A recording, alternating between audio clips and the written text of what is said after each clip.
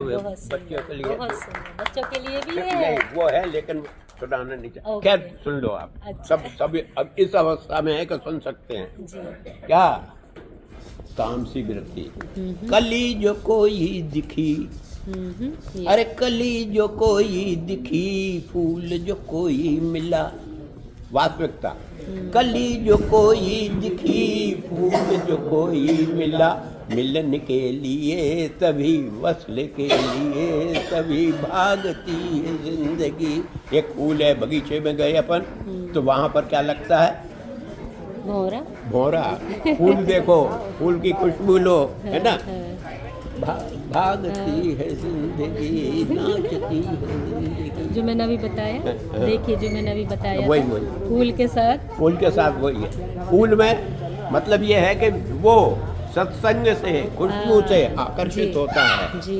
कली जो कोई दिखी, फूल जो कोई मिला, मिलन के लिए तभी, खुशबू आकर्षित होकर मिलन के लिए तभी भागती है जिंदगी, उम्र की उठान पर नाचती है जिंदगी।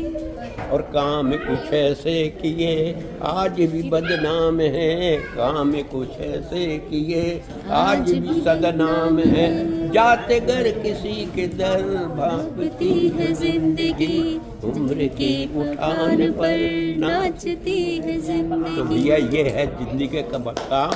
बहुत सुंदर।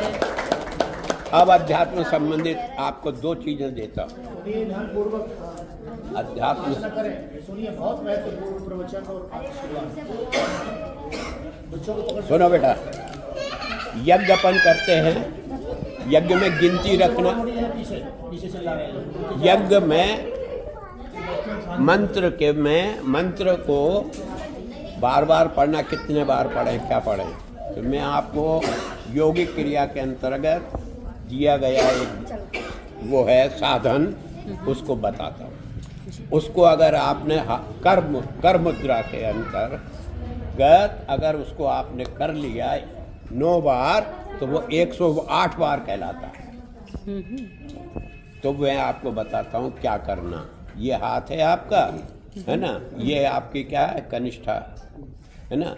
उसके बाद ये तर्जनी, ये मध्यमा या नाभिका, ये अंगूठा, है ना? अब ये जो है, अब आपको चलना है, कहा इसको कनिष्ठा छोड़ के तर्जनी पे चलना।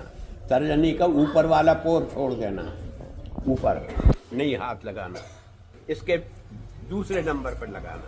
3 है ना पोर, 3 पोर है, एक ही लगाए यहाँ, ये 1 नंबर है। नीचे उतरे तो 2 नंबर है। फिर आपको लेफ्ट में जाना है, तर्जनी पर, वो कनिष्ठा पर 3, फिर ऊपर चढ़ो 4, फिर ऊपर चढ़ो 5, फिर आपने इस पे आ जाओ तर्जनी पर, फिर मध्यमा पर, ठीक है? उसके नीचे फिर आओ, फिर नीचे आओ, ठीक है? 7, 8, 9 और ये 10। ये माला है, ये सुमेरु बदल दिया आपने यूं करके। इस प्रकार से 1, 2, 3, 4, 5, 6, 7, 8, 9, ठीक है? 9 बार करोगे, 108 बार माला आपकी हो जाएगी। करमाला कहलाती है, ठीक है ना? गायत्री मंत्र आप पढ़ रहे हो, आपको केवल 9 बार पढ़ना है, और लेकिन 108 बार आपकी माला हो जाएगी। गायत्री में 9 ही पद होते हैं। 9 ही पद होते हैं, तो 9 पद आपके किए तो वो 108 बार आपने उनका जाप कर लिया। नवरात्रि में इसलिए 9 दिन को गायत्री की ही साधना, उसकी शक्ति है, ठीक है ना? और गायत्री का अर्थ तो सामवेदी जी ने अभी बताया। ओम भू भूर्भुवः स्वः का अर्थ क्या है? इसका अर्थ यह है कि 3 लोक होते हैं, ओम, भू, भुवा और स्वः, ये 3 लोक हैं।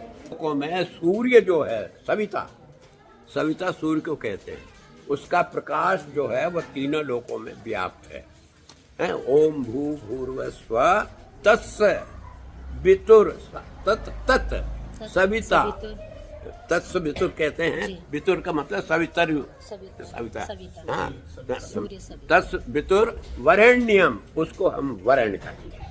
मतलब हमको प्राप्त हो। ओम भूर्भुवस्सुः तत्सवितुर्वरेण्यं भर्गो देवस्य धीमहि।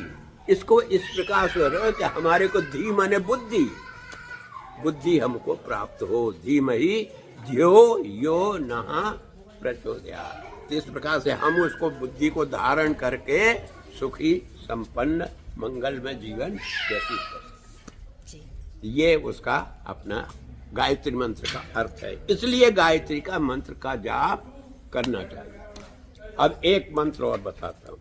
ओम का मंत्र है ये। ओमकारम बिंदु संयुक्तम नित्यम ध्यायन्ति योगिनः कामदम मोक्षदम चैव ओमकाराय नमो नमः। सब लोग बोलो। ओम ओमकारम बिंदु बिंदु संयुक्तम संयुक्तम नित्यम नित्यम ध्यायन्ति योगिनः योगिनः कामदम कामदम मोक्षदम मोक्षदम चैव चैव ओमकाराय। ओमकाराय नमो नमः। और इसी ओम जो है, जो बात करते हैं सनातन संस्कृति में साकार मूर्त निराकार मूर्त का उदाहरण जो अगर आप लेना चाहते हैं, अंतर करना चाहते हैं, तो समग्र सृष्टि का स्वरूप जो जिसको निर्माण किया है वो ओम के आकार का है। वो ही हमारा ब्रह्म है, क्योंकि ब्रह्म को, ईश्वर को किसी ने देखा नहीं है, अजन्मा है ऐसा कहते हैं। इसलिए